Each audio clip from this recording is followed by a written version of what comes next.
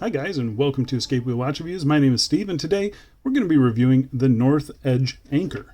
I received this watch for free. I don't have to send the watch back, but you guys know the deal by now. That's not going to sway my review one way or another. You will always get my honest review on this channel. And if by the end of this review you want to pick one of these up, I'll be leaving an affiliate link down in the video description. If you guys use that link, you don't pay any extra.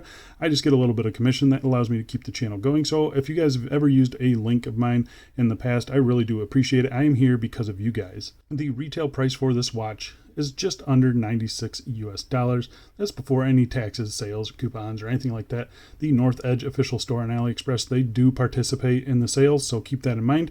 And even outside of the sales, you can sometimes snip a coupon. Currently, I am seeing one for about $6 off the purchase of this watch. The watch comes in 3 different dial colors, as you can see here. All of them seem to be a sunburst dial. The watch case and bracelet are made of 316L stainless steel. It has a sapphire crystal, a push-pull crown, a screw-down caseback, 100 meters of claimed water resistance, and the watch is powered by the Miyota 8215 automatic movement. So NorthEdge, they are typically known for their digital and, kind of combination analog and digital watches. So when they reached out to see if I'd like to review one of their first full analog watches, so I figured I had to check it out. So we are here to find out, is it any good? So I say we get right into the full review, but before we do, doing a quick wrist check today, wearing my Laurier Hyperion GMT. Absolutely loving this watch. It hasn't come off the wrist since I unboxed it. I'll leave the unboxing right here, but you can't buy one right now, so yeah, it's just going to tempt you. Yeah, full review for that watch will be coming up just because I haven't seen this model on YouTube yet. So yeah, there you go. All right, let's get into the dimensions on this thing. Got a bezel diameter of 41.9 millimeters, case thickness of 12.5 millimeters, a 20 millimeter lug width. Lug tip to lug tip is a hefty 51.3 millimeters, and link to end link is 56.0 millimeters, and sized up for my 7.5 inch wrist with 5 links removed. It weighs 159 grams. So this is a big watch. It's a big watch, almost 42 millimeters in diameter. And then that length of it, it's 56. That's probably one of the longest watches I have reviewed on this channel. That's going to put it immediately out of contention for a lot of people. Yeah, they really need to trim down that length. It is, over 51 lug to lug. That's just a big watch. 160 grams, it's about average for a watch of this size. The nice thing is that they did keep it fairly slim at 12.5 millimeters, and they also turned down the lugs just a little bit. So I do think that helps it wear a little bit better than normal, a watch normally this size. Also keeping the bandwidth at 20 millimeters was a good choice in my opinion. 22 millimeters would have made this thing kind of unwieldy in my opinion. So yeah, because of the thickness and the curvature and the 20 millimeter, I don't think it wears horrible. It's definitely way too big for a lot of people. So I'm going to go outside right now and throw it on my wrist for you. And here we are on my 7.5 inch wrist, and as you can see, I'm able to pull it off, but really not by much. Those end link to end link, that 55, whatever it was, those end links do turn down, but it's still a pretty long watch if you ask me. Over 50 lug to lug as well. It's just a big bulky watch, as you can see here. The thickness, not bad at all, 12.5, and you got a nice curve now to the lugs there.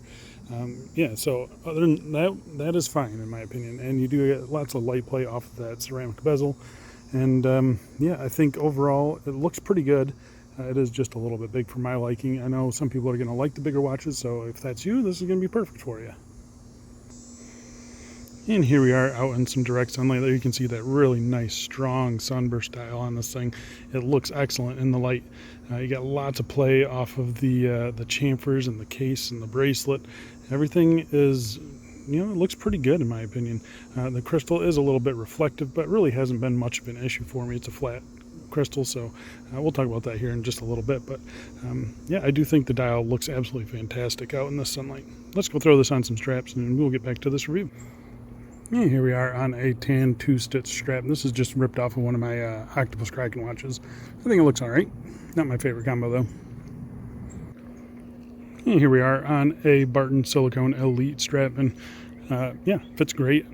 No issue with clearances between the case and the lug holes or anything like that. So yeah, you can throw whatever strap you want on this thing, it seems like, and I think it wears really nice. That curve down to the lugs, Really does help it hug the wrist, and I think it looks good on that one.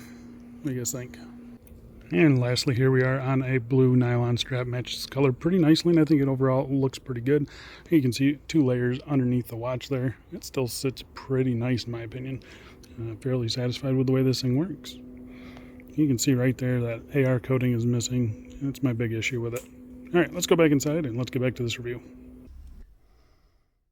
All right, so let's talk about case finishing on this thing. So case is a mixture of brushed and polished surfaces. You have a pretty nice brushing on the tops of the lugs, as you can see there, a vertical brushing. It's fairly consistent and nice and fine. I've got no real complaints with that. Flipping it to the case sides here, you do have a vertical brushing. I'm not a fan of the vertical brushing. This is done fairly nicely, I would say. It just makes the case appear thicker than it is usually, and I've never seen a vertical brushing that I prefer over a horizontal brushing. That's just a personal preference of mine. It does look okay. Transitioning between those two surfaces, you do have a nice polished chamfer here. As you can see, it's a little soft when you get up close to it, but you know, when it's on the wrist, you don't really notice it. It catches the light fairly nicely.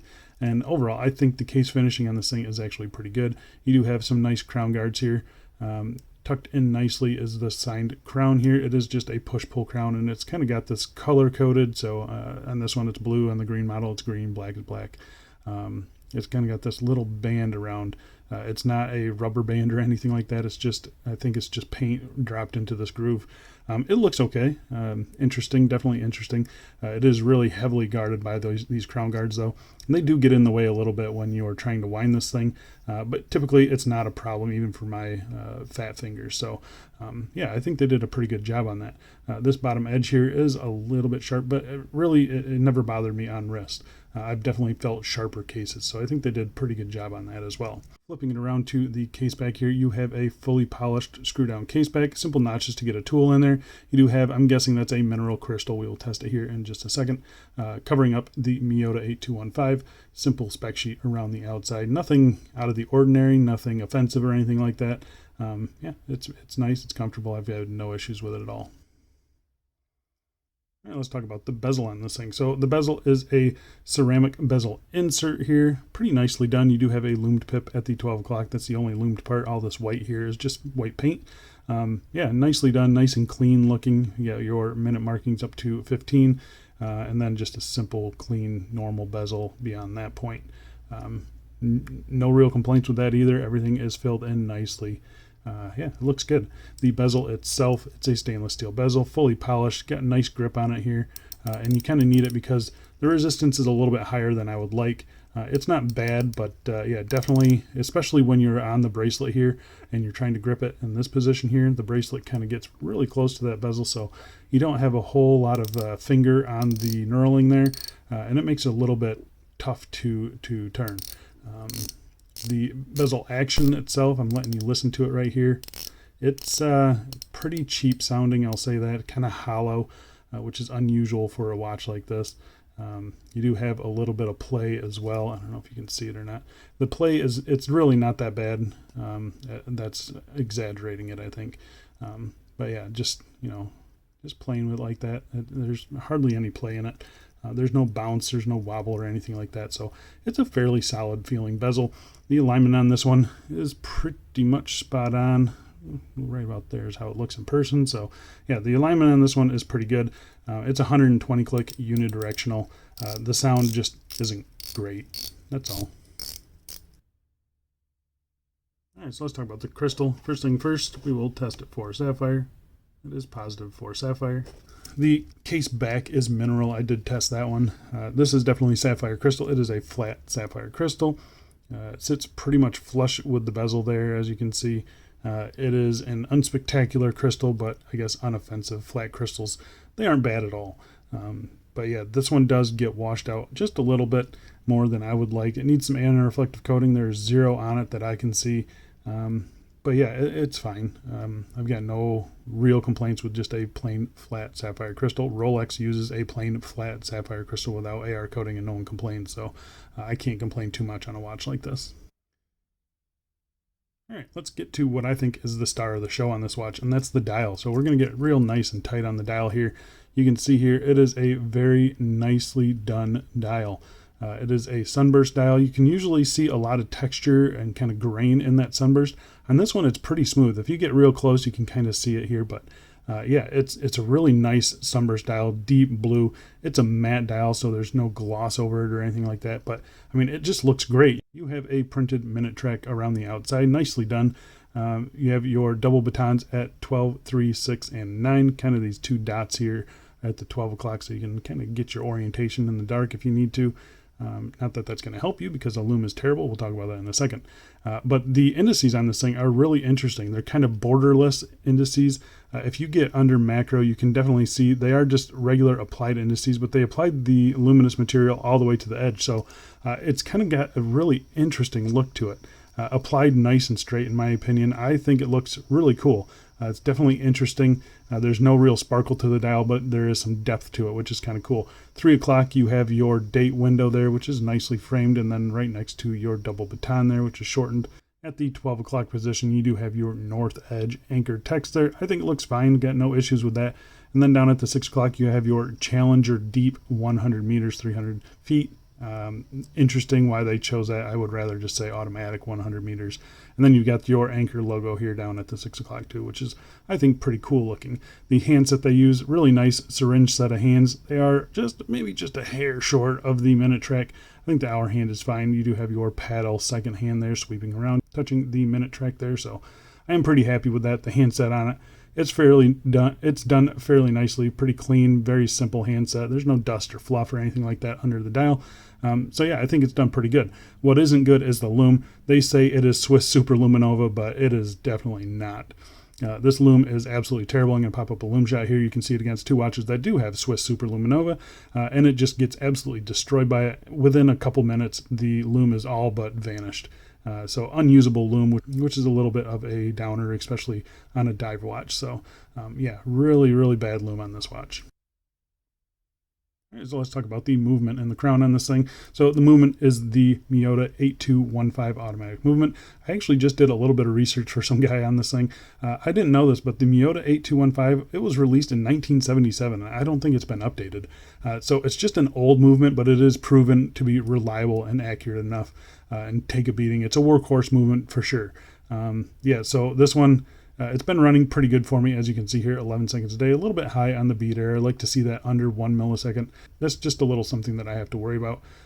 It's not horrible. I've seen worse, but yeah, I would definitely like the beat error to be a little bit better on this thing. But the movement itself, it does not hack, which is a big issue for a lot of people. You can see there, sometimes you get lucky and you get one of the late batches where they did add hacking. This is an old batch, it's non-hacking. You have a unidirectional winding rotor, so sometimes you'll get that rotor spinning around. You can feel it on the wrist, you can hear it on the wrist. It's really annoying.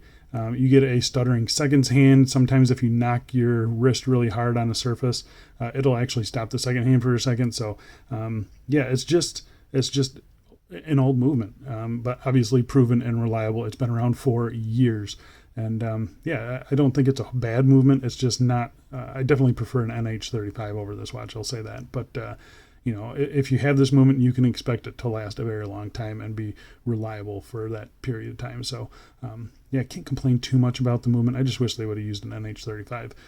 Again, this is a push-pull crown here, so no threading, which is not something you have to worry about. Pushing it out to the first position here. It's your date windows here. Nice quick changeover.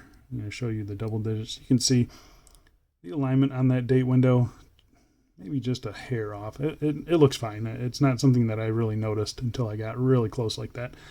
Pulling it out to the second position here. This is where you're non-hacking there. Yeah, you set your time. Everything functions as it should. You don't get your hands jumping around. I believe the Miyota, it's like 38 hours of power reserve, 21,600 beats per hour, so 6 ticks at the second hand. Yeah, again, it's been around forever. I see why companies like to use it. It's very reliable and very accurate, and yeah, easy to work with and find parts for. So yeah, not a huge deal that they went with it, but I would definitely prefer an NH35, especially at this price point. Okay, so let's talk about the bracelet on this thing. So bracelet, like I mentioned earlier, it is 20 millimeters and it tapers down to 18 millimeters at the clasp. It kind of has the Speedmaster look to it. It's a 5-link bracelet. These polished pieces are actual separate pieces there. They are solid links. You have screw pins for adjusting. I had no issues. I removed 5 links for my 7.5-inch wrist, so plenty of adjustment on this thing. You have brushing and polishing on this top surface. As you can see here, it's done pretty good. It matches the case pretty nicely as well. I think they nailed the style on this thing. It is a fully articulating bracelet as well, which is nice to see. So that just lends to the comfort, and this bottom edge here has been nicely rounded off. So again, it's a very comfortable bracelet, which is a good thing because this watch head weighs a lot. So you really have to kind of wear it a little bit tighter than you normally would, I would say. Just so it's not sliding around or anything like that. And because they hone these edges here nicely, it's been fine for me. So I've got no issues with that. The end links here, they are solid end links. They are male end links, which I haven't said in a while. Most companies have moved to female end links, and that's because this thing overhangs so much. It's 56 millimeters. The fitment on the end links, it's okay. It seems pretty solid in here, but you can definitely tell there's a visual difference between the two gaps here, and you can see right through this gap. Hopefully that's showing up, but it doesn't really rattle around on wrist too bad. The tolerances on the bracelet are pretty good. It just lends to more comfort, but yeah, it does have a little bit of a cheap feeling when you're, taking it off of a table or taking it out of a watch box and putting it on wrist. Once it's on wrist though, it seems fine. It doesn't pull hairs or anything like that either. Nice and flowing. I've had no links hang up on each other or anything like that. I do like the look of the bracelet. I think it flows pretty nicely with the case. Just those male end links are a big problem. Another problem, going to the clasp here, you have your NorthEdge branding on the clasp here, brushed on the top, polished on the sides to match the bracelet. It's a nice thin clasp, but it is a fully pressed clasp. It's not a double button pusher, which I like to see. It's just a single pusher, and then it's folded on the inside. Yeah, tolerances have been fine. I haven't had this thing not open or close on me, so that's usually where these things fall short, is these tolerances at this hinge here are pretty sloppy. This one's fairly tight. When they get sloppy, sometimes that doesn't open and close like it should. I haven't had any problems with it. You do have 2 levels of micro adjust there. I'd like to see 1 extra level, but this is what we have to deal with. I was able to get a pretty good fit on this watch, so yeah, it's not a huge deal, but yeah, more micro adjust is always welcome. Definitely would like to see a fully milled clasp, especially at this price. So there you go, guys. That is the NorthEdge Anchor. It's kind of an original design. I don't think this is an homage to anything. I think they did a really good job on the dial. I do like the dial a lot. The specifications for the price, they're a little bit higher priced than something like a Pagani design, even Steel Dive. Those watches pack a lot more specifications in a watch in this price range, and I think those are nicer watches. But if you're looking for something that has maybe a little bit more originality, and maybe a little bit more wrist presence, something like this is an option for you, definitely. But $100, I would definitely like to see maybe some AR coating on the crystal, better lume for sure. I mean, this lume is worse than Pagani's lume. That's bad. And then a milled clasp is something that I'd like to see. I think if they added that stuff, kept it at the $100, it'd be a little bit better of a value proposition for you guys. But yeah, that's my thoughts on the NorthEdge Inc. Let me know what you guys think about it down in the comments section. I'll be there talking to you guys as usual. Thanks a lot for watching, guys, and I will see you in the next one. See ya.